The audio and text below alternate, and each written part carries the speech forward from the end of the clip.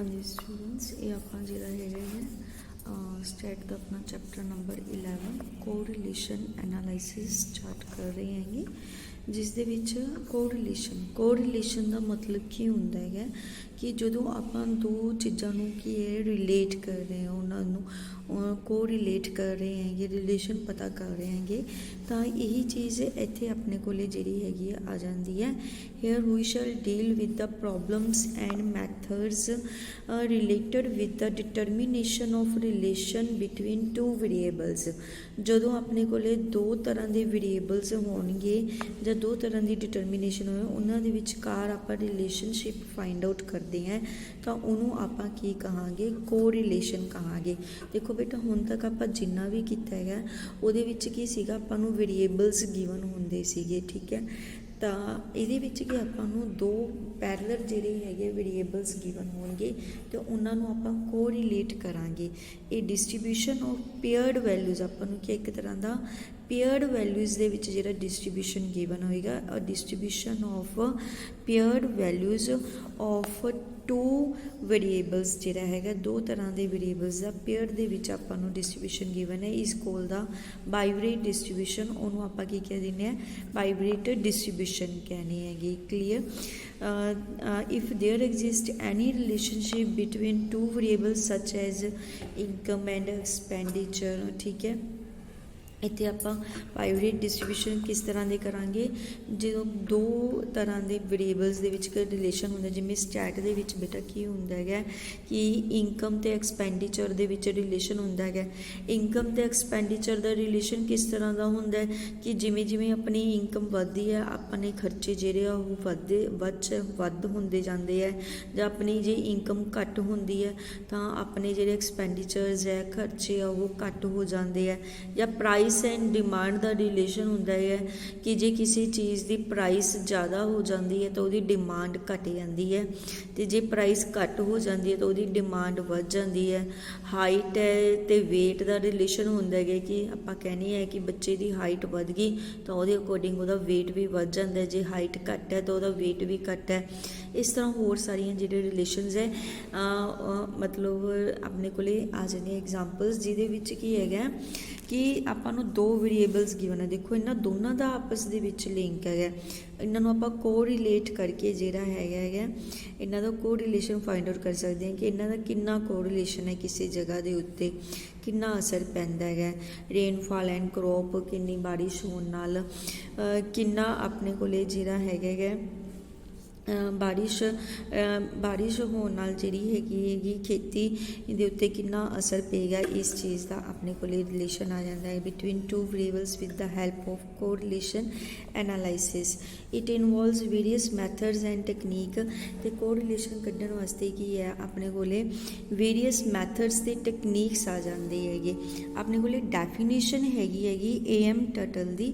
Correlation is an analysis of the covariance between two or more variables, ठीक है। Correlation की ਹੁੰਦਾ है, correlation is an analysis. Correlation की है आप जिसे एनालाइज करते हैं of the covariance between two और मोर वेरीएबल्स, जिथे अपने को दो या दो तो ज़्यादा वेरीएबल्स दे कोवेरियंस आप कर रहे हैं, कोरिलेट कर रहे हैं, दैट इज़ द कोरिलेशन अपने को आ जाता है। कोरिलेशन का मीनिंग तो डेफिनेशन अगे हैगी लिखी हुई कि correlation means the quantitative relationship between two variables.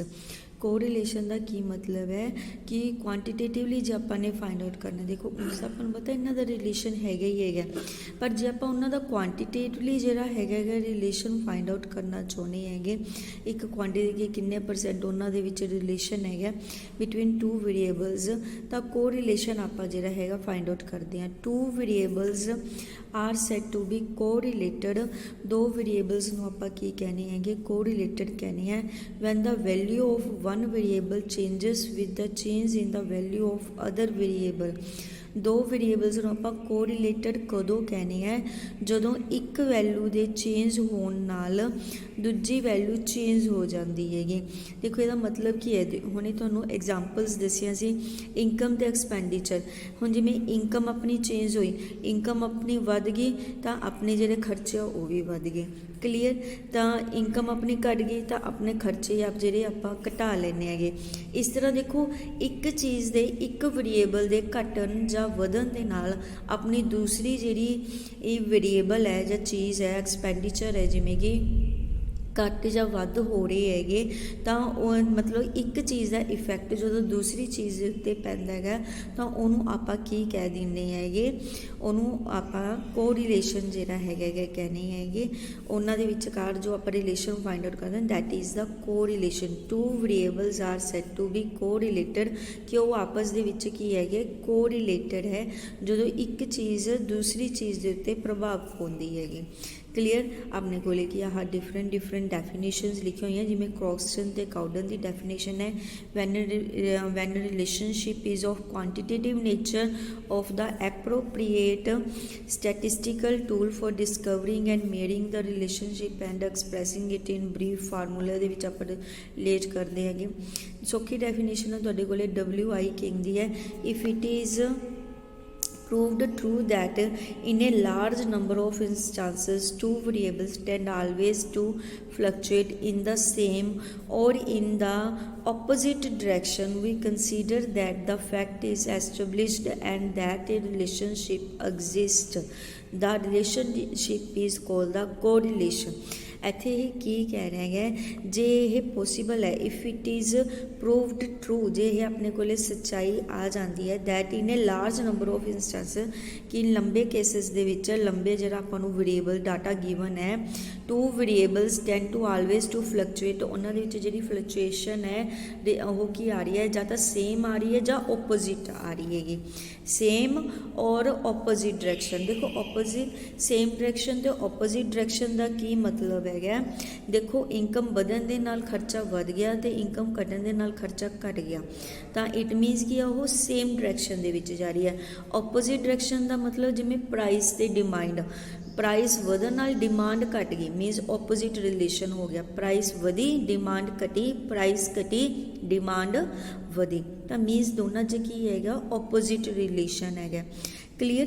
ਤਾਂ ਜਦੋਂ ਇਸ ਤਰ੍ਹਾਂ ਆਪਣੇ ਕੋਲ ਓਪੋਜ਼ਿਟ ਰਿਲੇਸ਼ਨ ਹੈ, ਇਹ ਦੋਨੋਂ ਤਰ੍ਹਾਂ ਦਾ ਰਿਲੇਸ਼ਨ ਕਿਸੇ ਦੋ ਵੇਰੀਏਬਲਸ ਦੇ ਵਿੱਚ ਆ ਜਾਂਦਾ ਹੈਗਾ, ਵੀ consider that the fact is establish and the relationship ਕੀ ਹੈ ਉੱਥੇ ਐਗਜ਼ਿਸਟ ਕਰਦਾ ਹੈ, then that is called the, ਉਹਨੂੰ ਆਪਾਂ ਕੀ ਕਹਿ ਦਿੰਦੇ ਹਾਂ, ਕੋਰਿਲੇਸ਼ਨ ਕਹਿ ਦਿੰਦੇ ਹੈਗੇ। ਕਾਰਲ ਪੀਅਰਸਨ ਨੇ ਜਿਹੜਾ ਹੈਗਾ ਇਸ ਦੇ ਬਾਰੇ ਜਿਹੜਾ ਹੈਗਾ ਆਪਾਂ ਨੂੰ ਇਸ ਚੀਜ਼ ਬਾਰੇ ਕੋਰਿਲੇਸ਼ਨ ਬਾਰੇ ਦੱਸਿਆ ਸੀਗਾ। ਤੇ ਨੈਕਸਟ ਆਪਾਂ ਜਿਹੜੀਆਂ ਹੈਗੀਆਂ ਇਹਦੀਆਂ ਟਾਈਪਸ ਆਫ ਕੋਰਿਲੇਸ਼ਨ ਬਾਰੇ ਪੜਾਂਗੇ। ਟਾਈਪਸ ਕੀ ਹੈਗੀਆਂ ਕੋਰਿਲੇਸ਼ਨ ਦੀਆਂ। ਫਸਟ ਜਿਹੜੀ ਟਾਈਪ ਆਪਣੇ ਕੋਲੇ ਆ ਜਾਂਦੀ ਹੈਗੀ ਉਹ ਆਪਣੇ ਕੋਲੇ ਆ ਜਾਂਦੀ ਹੈ positive and negative correlation. Positive ਜਿਹੜਾ ਰਿਲੇਸ਼ਨਸ਼ਿਪ ਹੁੰਦਾ ਹੈ ਉਹਨੂੰ ਆਪਾਂ ਡਾਇਰੈਕਟ ਕੋਰਿਲੇਸ਼ਨ ਵੀ ਕਹਿ ਦਿੰਦੇ ਹੈਗੇ। ਉੱਪਰ ਜਿਹੜਾ ਤੁਹਾਨੂੰ ਮੈਂ ਐਕਸਪਲੇਨ ਕਰ ਚੁੱਕੀ ਹੈਗੀ। ਪੋਜ਼ਿਟਿਵ ਕੋਰਿਲੇਸ਼ਨ ਕੀ ਹੁੰਦਾ ਹੈਗਾ, ਸੇਮ ਡਾਇਰੈਕਟ ਕੋਰਿਲੇਸ਼ਨ ਯਾਨੀ ਕਿ ਸੇਮ ਕੋਰਿਲੇਸ਼ਨ ਜਿਹਦੇ ਵਿੱਚ ਕੀ ਹੁੰਦਾ ਹੈਗਾ, if the values of two variable move in the same direction, ਜਦੋਂ ਸੇਮ ਡਾਇਰੈਕਸ਼ਨ ਦੇ ਵਿੱਚ ਉਹ ਮੂਵ ਕਰਦੀਆਂ ਹੈਗੀਆਂ then correlation is said to be positive. Means ਆਪਣੇ ਕੋਲ ਕੀ ਸੀਗਾ, ਇਨਕਮ ਵੱਧ ਰਹੀ ਸੀ ਤਾਂ ਐਕਸਪੈਂਡੀਚਰਸ ਵੀ ਵੱਧ ਗਏ, ਜੇ ਇਨਕਮ ਘਟੀ ਤਾਂ ਐਕਸਪੈਂਡੀਚਰਸ ਵੀ ਘਟ ਗਏ, ਤਾਂ ਮੀਨਸ ਕਿ ਇਹਨਾਂ 'ਚ ਕੀ ਹੈ ਪੋਜ਼ਿਟਿਵ ਕੋਰਿਲੇਸ਼ਨ ਹੈ। ਇਹ ਕੀ ਹੈ ਸੇਮ ਡਾਇਰੈਕਸ਼ਨ ਦੇ ਵਿੱਚ ਜਾ ਰਹੇ ਹੈਗੇ। ਇੱਕ ਟਰਮ ਦੇ ਇਨਕਰੀਜ਼ ਕਰਨ ਨਾਲ ਦੂਸਰੀ ਟਰਮ ਵੀ ਇਨਕਰੀਜ਼ ਕਰ ਰਹੀ ਹੈ ਤੇ ਡਿਕਰੀਜ਼ ਕਰਨ ਨਾਲ ਉਹ ਦੂਸਰੀ ਟਰਮ ਡਿਕਰੀਜ਼ ਕਰ ਰਹੀ ਹੈ, ਤਾਂ ਉਹਨੂੰ ਆਪਾਂ ਕੀ ਕਹਿ ਦਿੰਦੇ ਹਾਂ ਪੋਜ਼ਿਟਿਵ ਕੋਰਿਲੇਸ਼ਨ ਜਿਹੜਾ ਹੈਗਾ ਉਹ ਕਹਿ ਦਿੰਦੇ ਆ। ਇਹ ਐਗਜ਼ਾਮਪਲਸ ਅਗੇਨ ਇਹਨਾਂ ਨੇ ਉਹੀ ਲਿਖੀਆਂ ਹੋਈਆਂ। ਪ੍ਰਾਈਸ ਐਂਡ ਸਪਲਾਈ ਦੀ ਇਹਨਾਂ ਨੇ ਐਗਜ਼ਾਮਪਲ ਦੇਖੋ, ਉਹ ਪ੍ਰਾਈਸ ਤੇ ਡਿਮਾਂਡ ਦੱਸੀ ਸੀ, ਓਪੋਜ਼ਿਟ ਰਿਲੇਸ਼ਨ ਹੁੰਦਾ। ਪ੍ਰਾਈਸ ਤੇ ਸਪਲਾਈ ਦੇ ਵਿੱਚ ਜਿਹੜਾ ਹੈਗਾ ਸੇਮ ਕੋਰਿਲੇਸ਼ਨ ਹੁੰਦਾ ਹੈਗਾ। ਜਿਵੇਂ ਕਿ ਪ੍ਰਾਈਸ ਵਧਣ ਨਾਲ ਦੇਖੋ, ਜੇ ਪ੍ਰਾਈਸ ਕਿਸੇ ਚੀਜ਼ ਦਾ ਵੱਧਦਾ ਤਾਂ ਸਪਲਾਈ ਕੀ ਹੋ ਜਾਂਦੀ ਹੈ, ਵੱਧ ਹੁੰਦੀ ਹੈ। ਲੋਕਾਂ ਨੂੰ ਹੁੰਦਾ ਸੀ ਜ਼ਿਆਦਾ ਤੋਂ ਜ਼ਿਆਦਾ ਆਪਣਾ ਜਿਹੜਾ ਸਮਾਨ ਉਹ ਸੇਲ ਕਰੀਏ, ਤਾਂ ਪ੍ਰਾਈਸ ਤੇ ਸਪਲਾਈ ਦਾ ਜਿਹੜਾ ਹੈਗਾ ਪੋਜ਼ਿਟਿਵ ਕੋਰਿਲੇਸ਼ਨ ਹੁੰਦਾ ਹੈ, ਇਨਕਮ ਤੇ ਐਕਸਪੈਂਡੀਚਰ ਦਾ ਹੁੰਦਾ ਹੈ, ਹਾਈਟ ਤੇ weight ਦਾ ਹੁੰਦਾ ਹੈ। ਜਿਵੇਂ ਜਿਵੇਂ ਹਾਈਟ ਵੱਧਦੀ ਚਲੀ ਜਾਂਦੀ ਹੈ weight ਵੀ ਆਪਣਾ ਇਨਕਰੀਜ਼ ਹੁੰਦਾ ਚੱਲਦਾ ਜਾਂਦਾ ਹੈ। Temperature and sale of ice cream the same correlation ਹੁੰਦਾ ਹੈਗਾ, ਜਿਵੇਂ ਜਿਵੇਂ ਟੈਂਪਰੇਚਰ ਇਨਕਰੀਜ਼ ਕਰੇਗਾ ਆਈਸਕ੍ਰੀਮ ਦੀ ਸੇਲ ਵੱਧਦੀ ਚਲੀ ਜਾਏਗੀ। ਕਲੀਅਰ। ਨੈਕਸਟ ਆਪਣੇ ਕੋਲੇ ਆ ਜਾਂਦਾ ਨੈਗੇਟਿਵ ਔਰ ਦਾ ਇਨਵਰਸ ਕੋਰਿਲੇਸ਼ਨ। ਇਹਦਾ ਮਤਲਬ ਕੀ ਹੈਗਾ ਓਪੋजिट ਕੋਰਿਲੇਸ਼ਨ।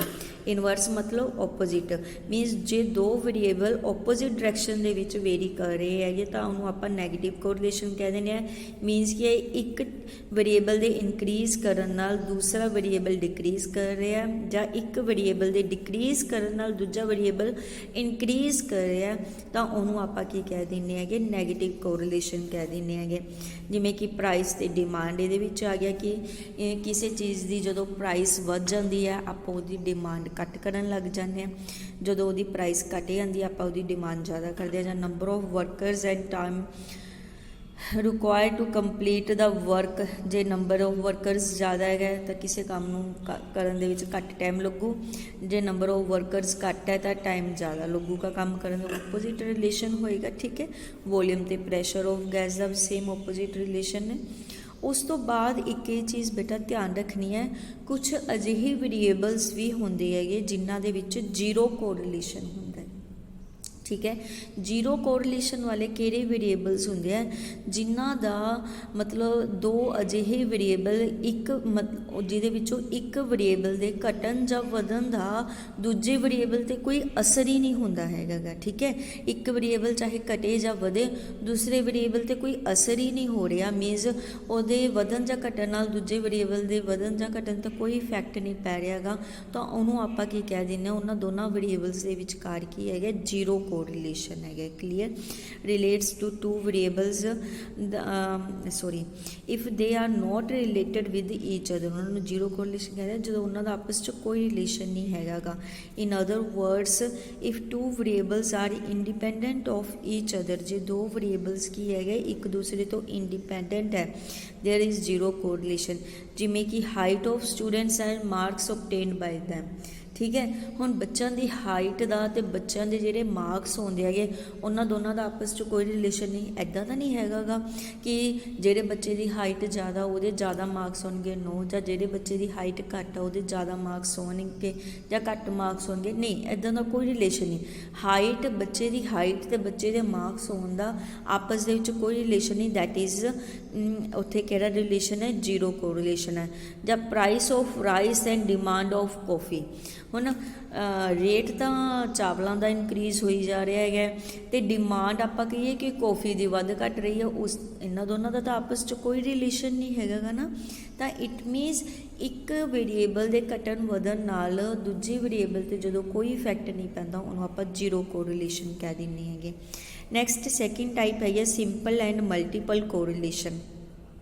ਸਿੰਪਲ ਕੋਰਿਲੇਸ਼ਨ ਹੁੰਦਾ ਹੈ ਦਾ study relates to variables only, ਜਦੋਂ ਆਪਾਂ ਸਿਰਫ ਦੋ ਵੇਰੀਏਬਲਸ, ਜਦੋਂ ਆਪਾਂ ਨੂੰ ਡਾਟੇ ਦੇ ਵਿੱਚ ਸਿਰਫ ਓਨਲੀ ਟੂ ਵੇਰੀਏਬਲਸ ਹੀ ਹੁੰਦੇ ਹੈਗੇ ਉਹਦੇ ਬਾਰੇ ਪੜ੍ਹਦੇ ਹਾਂ, ਉਹਨੂੰ ਆਪਾਂ ਕਹਿ ਦਿੰਦੇ ਹਾਂ ਸਿੰਪਲ ਕੋਰਿਲੇਸ਼ਨ।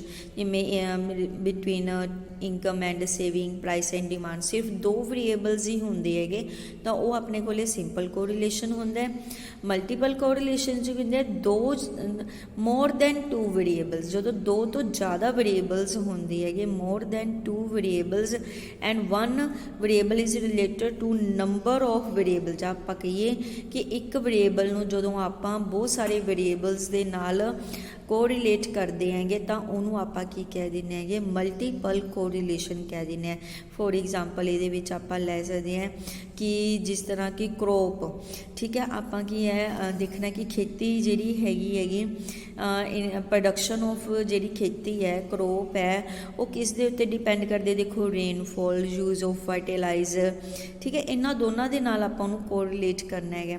ਤਾਂ ਹੁਣ ਇੱਥੇ ਆਪਣੇ ਕੋਲੇ ਦੋ ਤੋਂ ਜ਼ਿਆਦਾ ਵੇਰੀਏਬਲਸ ਹੋ ਗਏ ਕਿ ਪ੍ਰੋਡਕਸ਼ਨ ਆਫ ਕਰੋਪ ਨੂੰ ਆਪਾਂ ਰੇਨਫੋਲ ਤੇ ਯੂਜ਼ ਆਫ ਫਰਟੀਲਾਈਜ਼ਰ ਇਹਨਾਂ ਦੋਨਾਂ ਨਾਲ ਕੰਪੈਰੀਜ਼ਨ ਕਰ ਰਹੇ ਹੈਗੇ। It mean that is the multiple correlation ਆ ਜਾਂਦਾ ਇਹਦੇ ਵਿੱਚ। Next is the partial and total correlation. Partial ਤੇ ਟੋਟਲ ਕੋਰਿਲੇਸ਼ਨ ਕੀ ਹੁੰਦਾ ਹੈ? Under partial correlation there are more than 2 variables, ठीक है। पार्शल कोरिलेशन दे विच भी की होंदे हैगे, 2 तो ज़्यादा वेरिएबल्स होंदे हैगे, बट आपां की करदे हां, we study the relationship between any 2 variables.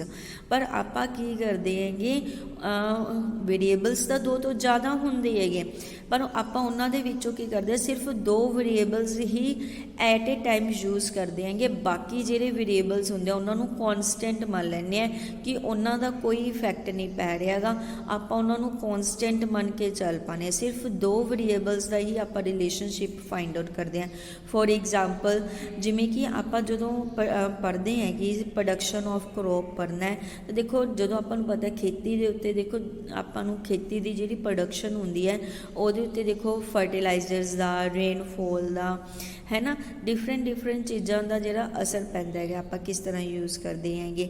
तो बट आपां सिर्फ की देखना है कि आपां देखना कि कोई पर्टिकुलर तरह की अपने को फर्टिलाइजर आई है कि वह जोड़ा है खेती के उत्ते की असर पै रहा है, वधिया हो रही है घटी हो रही, तो उस टाइम पर आपां जिहड़ी रेनफॉल वाला जिहड़ा वेरिएबल है उन्होंने आप कॉन्सटेंट मान लाँगे कि वो नॉर्मल तरीके नाल हो रही है, तो that is called the partial and total correlation, sorry partial correlation. Total correlation च की होंदा है, refer to the study between all the relevant variable, जो आप सारे दे सारे वेरिएबल्स दे विचकार ही कोरिलेशन फाइंड आउट करते हैं, मीन जिन्ने भी वेरिएबल्स इफैक्ट पा रहे किसी भी चीज़ से, तो जो आप सारे वेरिएबल्स नूं लै लैंदे 2 तो ज़्यादा, तो उन्होंने आप टोटल कोरिलेशन कह देंगे।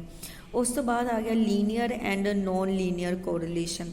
लीनियर कोरिलेशन की होंदा है, 2 variables are set to be linear correlation, जो 2 वेरिएबल्स होंदे अपने कोले उदों आपां उन्हां नूं कह दिंदे हैगे लीनियर कोरि if corresponding to a unit sorry ये की होंदा है 2 वेरिएबल्स नूं लीनियर कोरिलेशन कहने हैं, जो corresponding to a unit change in one variable there is a constant change in the other variable, जो कि है एक यूनिट दे विच चेंज होने नाल दूसरी यूनिट दे विच कॉन्सटेंट चेंज हो रहा है।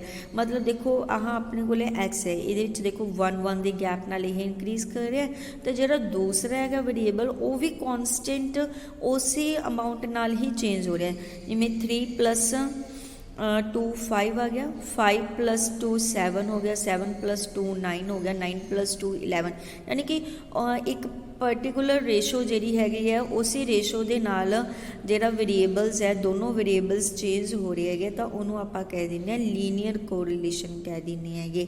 बट नॉन लीनियर कोरिलेशन दे विच अपने को की होंदा है if corresponding to a unit change in one variable the other variable does not change at a constant rate, जो दूसरा वेरिएबल है वो एक कॉन्सटेंट रेट से नहीं चेंज हो रहा।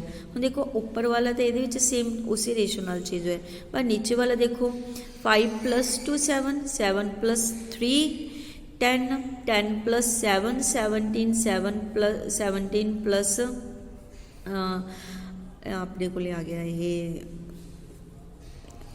9, ठीक है, अपने को 28 बन गया है। क्लीयर, तो मीनस ये देखो कितना फर्क है, इतने 2 का फर्क है, इतने 3 का फर्क है, इतने 7 का फर्क है, इतने 9 का फर्क है, जो मीनस अलग अलग रेशो के नाल जो है दूसरा वेरिएबल चेंज हो रहा है, तो इनू आप कह दें है नॉन कोलीनियर जोड़ा है नॉन कोलीनियर कोरिलेशन कह दें है, जो एक पर्टिकुलर रेशो के नाल सारा चेंज हो रही है डाटा तो वेरिएबल, तो उन्होंने आप लीनियर कोरिलेशन कहने हैं, तो अदरवाइज दूसरे को आप नॉन लीनियर कह दें है।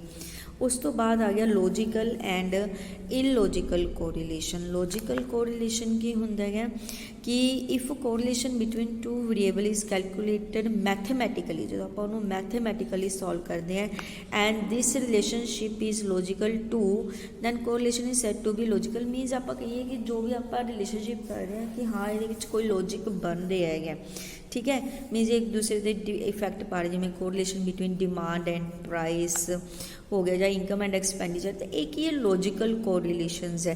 बट जो आप कुछ अजिहे कोरिलेशनस लैने कि जो बाई चांस हो जाते हैं, जिमें इनकम एंड हाइट, है ना। और इनकम ਤੇ ਹਾਈਟ ਦਾ ਤਾਂ ਆਪਸ 'ਚ ਕੋਈ ਰਿਲੇਸ਼ਨ ਹੀ ਨਹੀਂ ਹੈਗਾ ਗਾ, ਠੀਕ ਹੈ। ਇਹਨਾਂ ਦਾ ਆਪਾਂ ਨੂੰ ਕੋਰਿਲੇਸ਼ਨ ਕੱਢਣ ਨੂੰ ਕਹਿ ਦਿੱਤਾ ਅਗਰ ਜਾਵੇ ਤਾਂ ਅਜਿਹੇ ਰਿਲੇਸ਼ਨਸ ਨੂੰ ਆਪਾਂ ਕੀ ਕਹਿ ਦਿੰਦੇ ਹੈਗੇ, ਇਲੌਜੀਕਲ ਜਿਹੜੇ ਹੈਗੇ ਕੋਰਿਲੇਸ਼ਨਸ ਕਹਿ ਦਿੰਦੇ ਹੈਗੇ। ਕਲੀਅਰ। ਇਸ ਤਰ੍ਹਾਂ ਬੇਟਾ ਇਹ ਆਪਣੇ types of correlation C. Important topic ਇਹ ਤੁਹਾਨੂੰ ਪੇਪਰ ਦੇ ਵਿੱਚ ਆ ਸਕਦਾ ਹੈਗਾ, ਇਹਨੂੰ ਤੁਸੀਂ ਯਾਦ ਕਰਨਾ ਸਾਰਾ ਦਾ ਸਾਰਾ। स्टेटमेंट्स विद एग्जाम्पल सब दी ਜਿਹੜੀਆਂ एक एक दो दो जो भी एग्जाम्पल्स ਹੈਗੀਆਂ ਸਭ ਦੀਆਂ एग्जाम्पल्स ਤੁਸੀਂ ਇਹਨੂੰ ਚੰਗੀ ਤਰ੍ਹਾਂ ਯਾਦ ਕਰਨੀ ਹੈ। ਨੈਕਸਟ ਜਿਹੜਾ ਟੌਪਿਕ ਹੈ ਉਹ ਤੁਹਾਨੂੰ ਕੋਰਿਲੇਸ਼ਨ ਐਂਡ ਕੌਜ਼ੇਸ਼ਨ ਇਹ ਤੁਹਾਨੂੰ ਅਗਲੇ ਲੈਕਚਰ 'ਚ ਕਰਵਾਉਂਗੀ। ਥੈਂਕ ਯੂ ਬੇਟਾ।